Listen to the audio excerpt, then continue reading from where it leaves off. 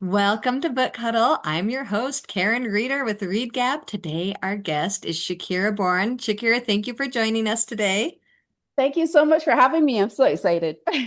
I am so excited about this book. It has everything that I love because my thing is fantasy. That's my very favorite. So we've got the speculative fiction of a ghost story, and spooky middle grade is where it is at, but it's also has so much just history and unsolved mystery. It is a fun, fantastic book, and she is the author of multiple middle grade. I also read Beware the Heartman, Josephine Against the Sea. Phenomenal author. We're going to have a great time today.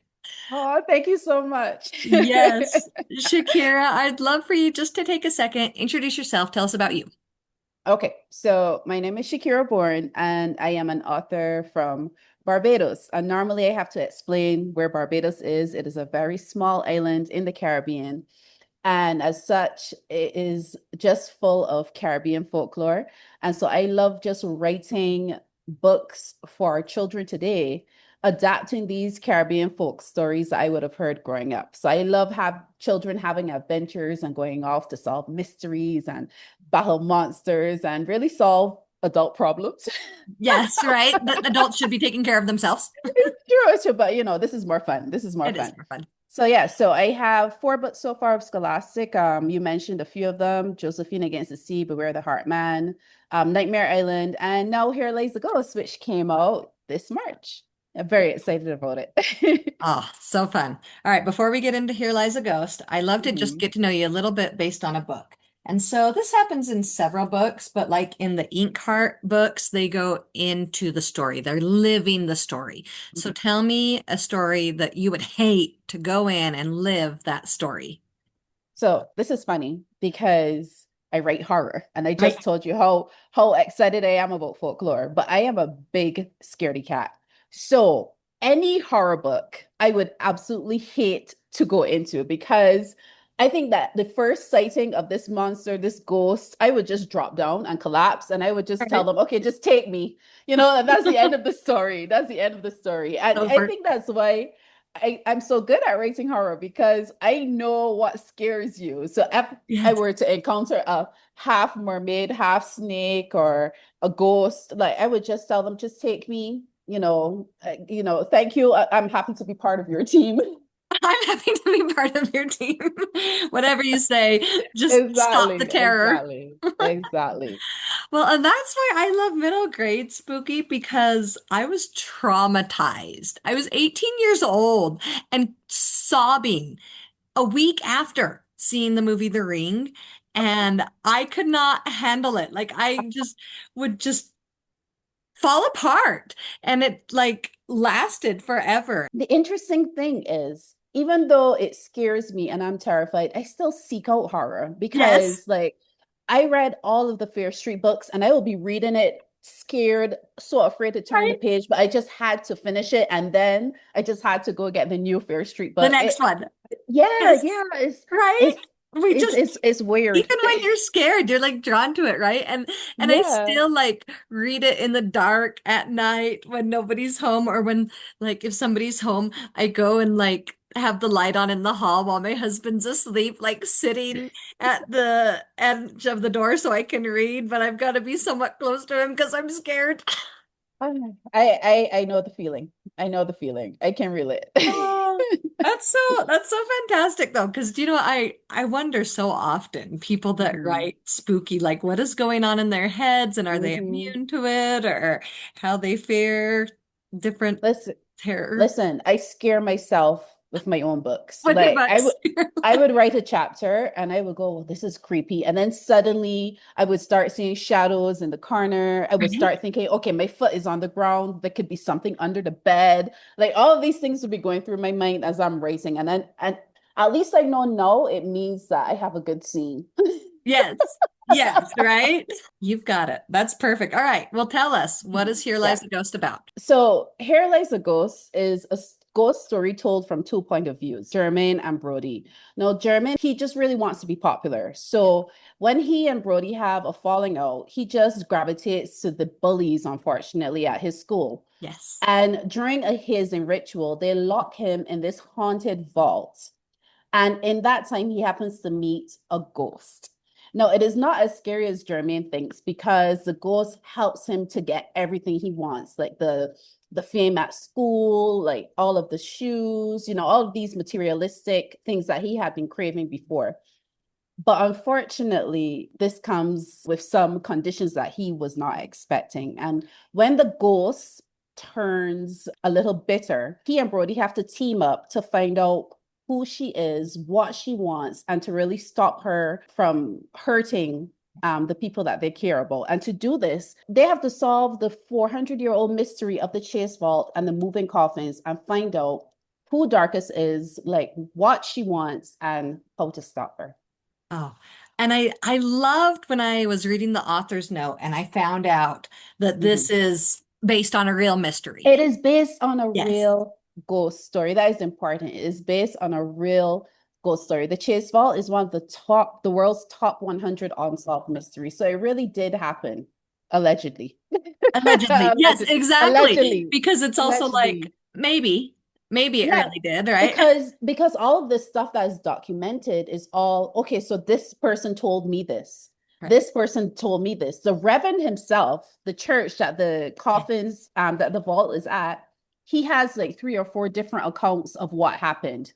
So you don't really know who to believe. But what is true is that the Chase Vault is a real vault. It exists and it is empty today for a reason that no one understands why.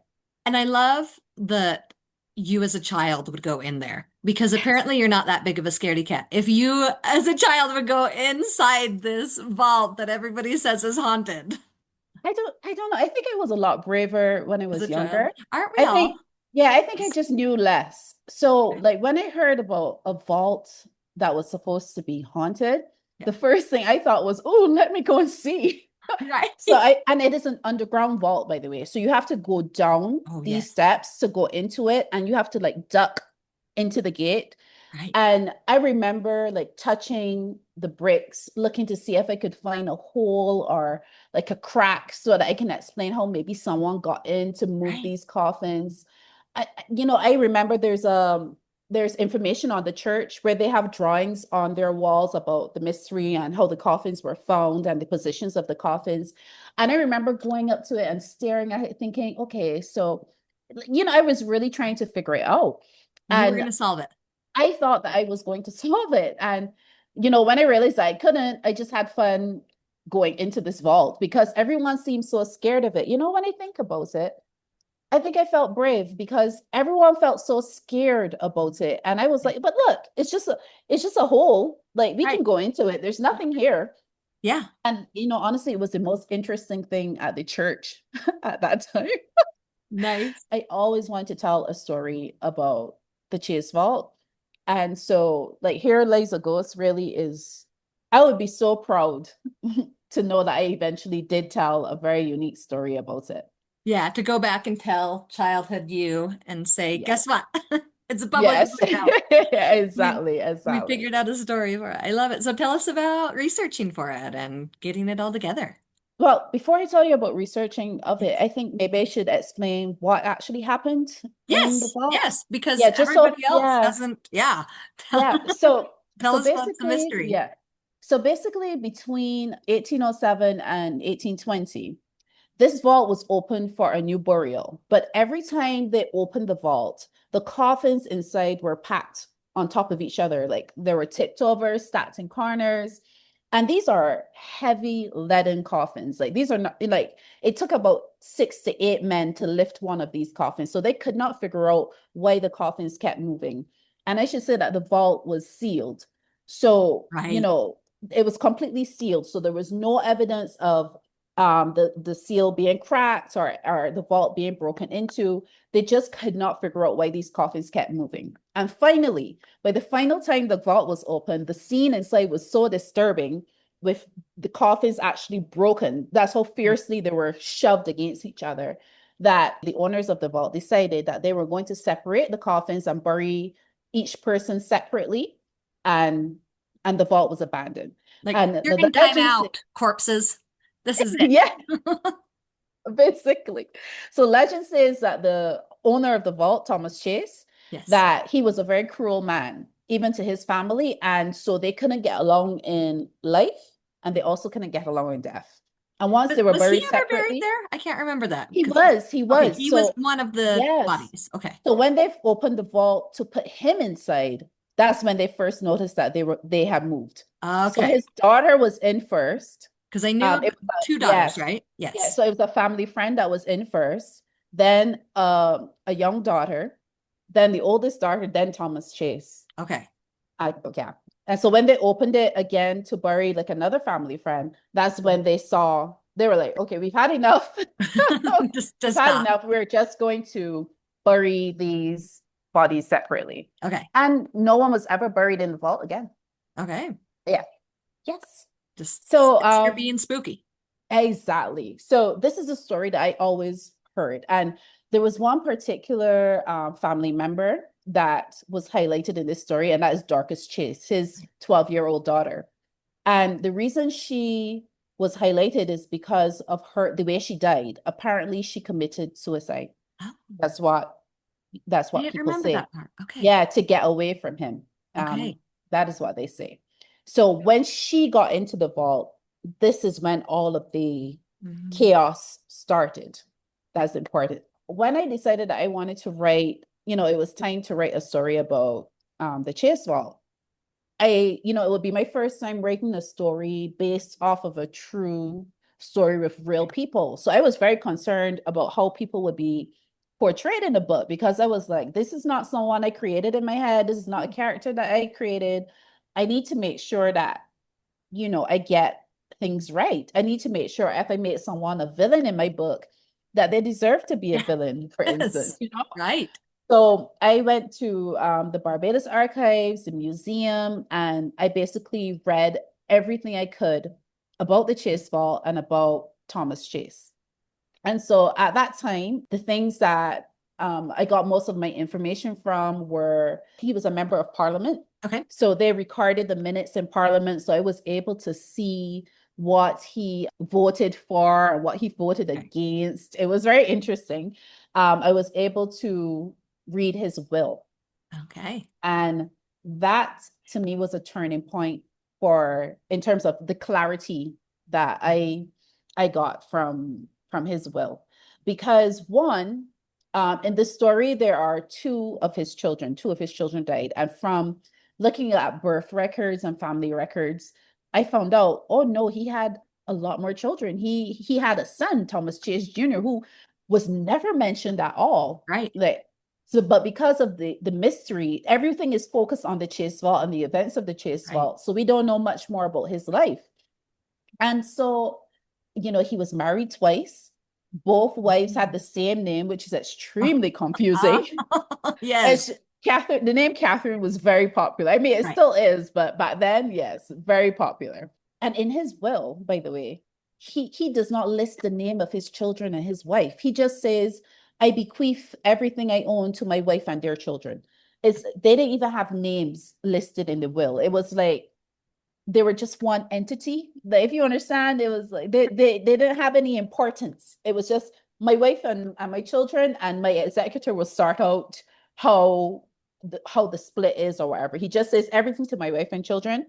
And Hmm. then what he does is that he lists all of his possessions and the value of the possessions. Right. And so right after his jewelry and his furniture and even his like silverware Hmm. are the names of 33 enslaved people. And I remember when I saw that, it really had a big impact on me because Right. you know that the enslaved were viewed as possessions. Yes. But to see a person listed next to silverware Right. with With a value, name. Yes. yes, in someone's handwriting, because they all had that flowery cursive Yes. handwriting, Yes. it really, it really I remember I had to put down the paper and just sit and think about it. And then I picked it up and I started reading each name of the person. I felt like I at least need to give you the respect of reading and absorbing Yes. who the little information I have from you. And all I had was a first name, their little girl, Negro, that type of description. Right. And then If they had any special skill, it was listed, Okay. and then the value in pounds. Hmm. And I remember as I was reading, I came across a girl whose value was way more than the other enslaved. And so some of the enslaved, let's say, were valued at 10 pounds. Okay. So the average was 70 pounds. And this little girl was valued at 120 pounds. And Right. I could not figure out why. Why? Why? Right. And I should say that the enslaved that had special skills, like for example, the cooks and the carpenters, they were Hmm. 90 pounds, Okay. 100 pounds. But And she so I didn't have asked, anything listed as any no, special skill. it just had enslaved girl, 120 pounds. Hmm. And so when I asked the archivist why this girl could have been Right. valued for so much, she told me, oh, she was probably pregnant. Oh, And I just remember recoiling at the horror of the fact that her unborn child was already valued. wow. And I just felt like this is it. At that moment, I was like, this is it. This is my story. Yes. And the plot for Here Lies a Ghost, which talks about identity, legacy, blood family versus found family, and basically what happens when a spirit cannot rest in peace. Right. I was like, yeah, that moment is the moment I knew I had the plot for Here Lies a Ghost. I went home that very day and I started plotting the story. Oh, I love it. And I love the way that it's so well done how you talk about the enslaved peoples and their lives, Mm. because it's not a main factor of the story, but it's an emotional factor. And through the events, I'm trying to figure out how to say it without giving spoilers, Yeah. right? But Yes, you that's what get I to was about feel to say. so It's many very things the way difficult. they're talked about. And I love it. And so would you mind if we talk a minute Mhm, about the enslaved individuals on the island and what you mhm. learned about them through researching for this book? So it's very difficult to piece together the lives of the enslaved people on the island because Right. at the time they were not worth documenting. Right. The lives worth documenting were the lives of the colonizers and the enslavers. So, for example, I wanted to find out about Thomas Chase, so I was able to go and look and see the land that he owned. I was able to read his minutes. I was able to have his will. I was able to find out, oh, he was a deeply religious person. Oh, he hated shooting on Sundays. So I was able to piece together that information. But it's even more difficult when it comes to the information of the enslaved because only significant events would have been recorded. So, for example, the instance with the Chase Vault was recorded, and they were specific to say that it could have been vengeful Negroes because of the cruel treatment that Thomas Chase gave, that they would have been bitter and maybe tried to desecrate his grave. So I would know, I figured out, okay, so they were treated very badly from Right. of this incident. Yes. Okay. When the British came to the island, unfortunately, they also brought a lot of diseases like smallpox and yellow fever. And at the time, they didn't really know that it was caused by mosquitoes or it was transferred by water. But Lord Combermere, who's actually a character in the book, Yes. he designed this tunnel which drained off stagnant water. And so we were able to learn that the deaths went from 80 out of 1,000 people to 20 out of 1,000 people. But because of this, we know that, okay, 80 out of 1,000 people on the island died during that time. So you're able to piece together how Yes. many people died during this period. So But it's like a only whole be treasure hunt trying to figure out exactly, about them that you exactly. And it's can't only through research the that person. accomplishments, Right. yes, it's You have to only through research the them else. accomplishment of this Lord that we were able to find out how terrible this Mm, period was for for people. them. Yeah. In a way, I think that what you said is so resonant because that is why I told the story in the way that I did, where I decentered the colonizer, Right. So the story is about the Chase Vault, and we find out the mysteries of the Chase Vault and all the theories that people had. But it is not about Thomas Chase. It is about the people who were living in the island. It was the people who were enslaved and their point of view of what happened during this time. Right. Yeah. Yes. And then the boys now that are living Yes. now. And so you grew up there. And Yes. do you still live there now? I mean, I know you travel, but is that where your home is? Technically, yes. Okay, but you're all over the place, right? Yeah. Okay. Yes. Yeah. Yeah. Okay. Yeah. Okay. So you have experience being there. You can Mhm. tell us what it was Yes. like, what the history of enslaved peoples affecting how people are treated now is like. Can you Yes. talk a little, Yeah. speak to that? Yeah, yeah, definitely. So I definitely live in Barbados. So like, I've been only been traveling maybe about a year now, Okay. but my home is still in Barbados. Okay. It's an interesting question because you could have a podcast on that question All right. We can alone. just go on and on. If you talk Several about, episodes. but Barbados became independent from Britain in 1966. Okay.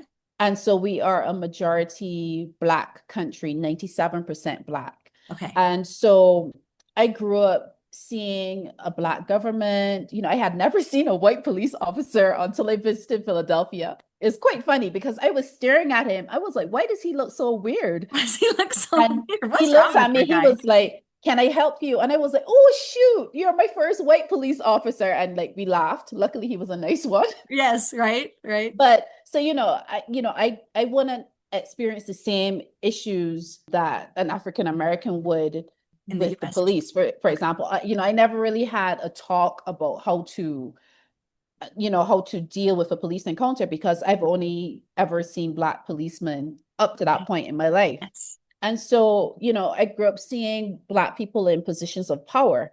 Right. And if you talk about the results of the history, that is it, where we fought with our blood, sweat, and tears for a privilege of seeing Black people in power and being able to make decisions that would be in the best interest of our people, our right to own land, to vote. We had to fight for Yes. each of those accomplishments.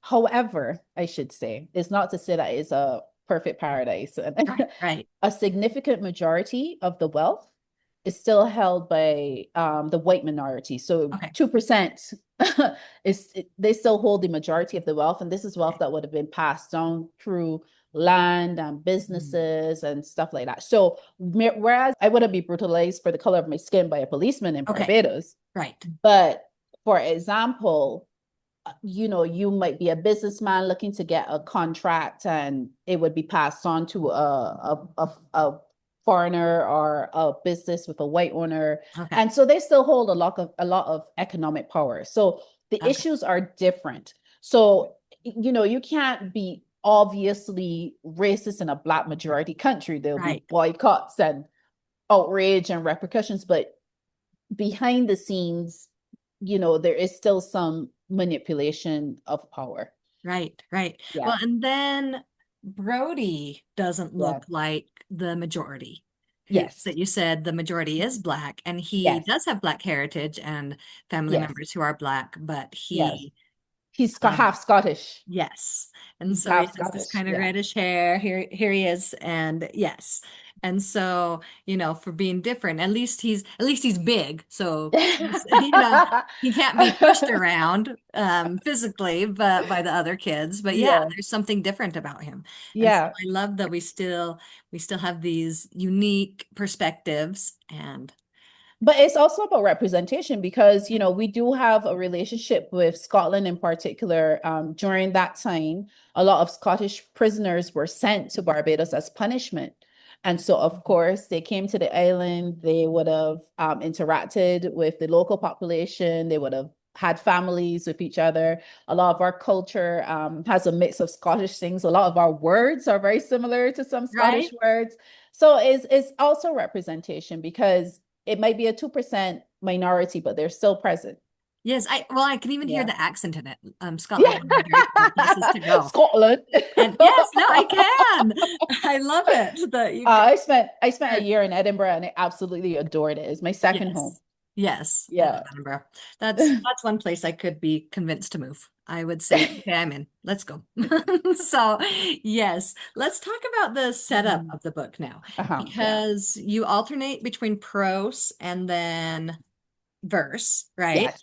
And so, why did you decide to set it up like that and tell us the experience of writing it?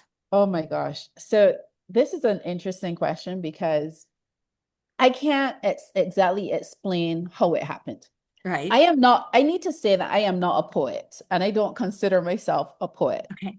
But from the very beginning of plotting, Brody's voice always came to me in verse. Okay. And boy, did I resist that because I was like, oh, I don't know how to write that. It's going to be so much harder.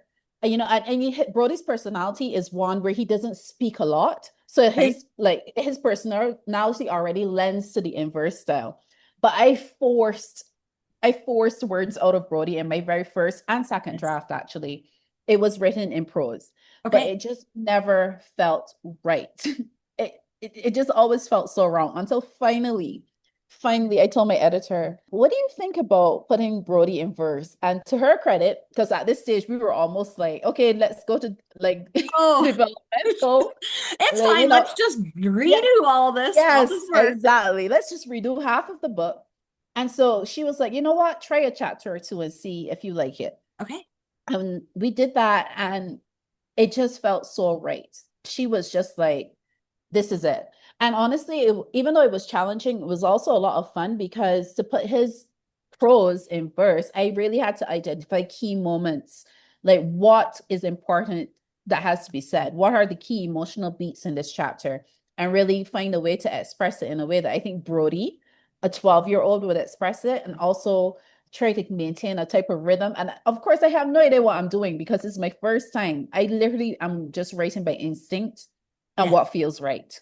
And that's all I can say. Whenever anyone asks me why prose and in verse, like Yes. why? And I just all I can say is that it felt right. I love that. And I love when writing that it's just like it just feels like it. It's their name because it feels like it's their name to me. I love that Yeah. when the author has this just connection to their writing. It's like I can't say it other than this is what feels like it Yeah. should be. It's true. Trust me, I tried to fight it. I wrote the first two, at least two drafts were in prose, and it just always felt uncomfortable. Well, I love that it came about, that it felt right, and it's good. And Yeah. it comes together so well. It is one of my favorite books I've read this year, and I read a Oh, lot of books. yay! I read a lot of books, okay? And I had committed to reading way too many. I'm still behind trying to catch up in my readings for what I should have had finished by last month. And I'd be like, well, I'm just going to go read Here Lies a Ghost. And I would reward myself for reading something else was I get to go read a chapter of Here Lies a Ghost. It was so much fun. I loved reading it, I'm and so I happy to loved, hear that. Honestly, oh, is I know you shouldn't say this about your book, babies, but it's one of my favorites so far yes. because it has so many things that I'm connected to, the Chase Vault story, the fact that I'm making these poor boys solve this Yes. 400-year-old mystery in That one nobody night else could over the that last no one 400 else years. could in one night. The fact that I got to experiment and challenge myself with the writing, with the inverse and the prose, a little bit of time travel. Like it's like, Yes, I love the time travel. Like I was saying, how we yeah. got to experience just some unique So settings. Yes. I think that it was an experiment, and that's the thing I love about writing the most when I get to do something different and experiment with different styles. And so this book has a lot of my favorite things in it, and I think it's still fun. Like despite all of the heaviness that we talked about and the Oh yeah. research and stuff, it is still a fun ghost story about two boys being haunted and terrorized by Yes. a ghost. Yes. Right. And it's just it's fun. And boys, and they're being boys. They're very being Yes. stereotypical boys too. Oh yeah. And then there are big mysteries also in their life. I loved it. This is Loved my it. first time writing a boy's perspective as well. So I have an Oh, right. 11-year-old godson. Yes. And so I was always like, Aiden, what would you do if you were in this situation? What would you say? Yes. Like I I need a was boy. like, yes. Yeah. I really enjoyed the book. I really do. I think there's so much power. Like you were saying, you're often encouraged to write what you know, but that you wrote what you didn't know. And that is so cool. And this came across so incredibly well that sometimes you don't write what you know, and it's turns out Yes. great. It's It's just what we true. need. It's true. Yeah. Yeah. And that's the fun, when you get to do something different. I think that's the whole point of writing. And I hope that when readers read the story, they feel it too. I don't know. Yes. I don't know. I Maybe not. I think so. I felt it. Maybe not. I love it. I'm excited. I'm excited. And I'm excited for what's next. Do you have anything coming up? Any plans that you can share? Let's just say that I have written 3 books since I finished Here Lies a Ghost. Nice. And so I'm just trying to see which one to put forward next. I'm not Okay. exactly sure, but we will see. But there are books with more Caribbean folklore, more adventures, a lot more lighthearted. There's less horror. Imagine, I don't know. I Okay. think maybe I put all of my horror into this ghost story because Right. there's less horror in these stories for sure, but still the same amount of fantasy, I would say. Oh, nice. I love it. I love fantasy. That's my favorite. Fantasy and history. So having that mix, that's my favorite. All right. Can you recommend one of the children's books that you loved besides your own? Um, so this is like the hardest question that you have asked Yes. me because like I I love so many books. Yes, it's Is like buckle up for another episode, guys. so I like if we talk about like childhood favorites, like I mentioned Arlstein, and Yes. I read every Goosebumps book I could find, every Fear Street. Matilda was another favorite because I loved pranks and I loved the idea of, you know, the children having powers and getting back at teachers that you don't like. Like Right? if we talk about more recent times, like when I was first starting out, I wasn't sure if there was an international audience for Caribbean children's stories. And then I read Tracy Baptiste, The Jumbies, and I was Yes. like, oh my I had gosh, been thinking yes, about there that as you've is. been talking. Yes. Yeah, so like no, I'm so blessed to know so many more awesome kid lit authors now who write great stories who are some of my favorites. So I would read anything by Nicole Collier, Crystal Giles, like Stuart Gibbs is a recent favorite. I love, All oh my right. God, I would literally read anything that he writes. Those Fun So, Jungle, those are so fun. oh, Fun Yes. Jungle, yes, and James Bond books too. So you Yes. see what I mean? Like You're I like, can't pick a favorite. I absolutely cannot. Yeah, it's like asking to pick a favorite food, and I'm a big foodie. oh, I yeah. didn't say, but there's absolutely no way I could do that. So it's the same with Right. You're books. like, I just want to eat all the food and read all the books. As Here we exactly. go. Just give me the good things. Just give me all the good things. Don't ask me to pick. Right. Yes. Well, I love it. Well read and well fed. Ah, ooh, we should put that on a t-shirt. Yes. That is a good idea. That is my I'm motto serious. at the Yeah. same time. Yeah.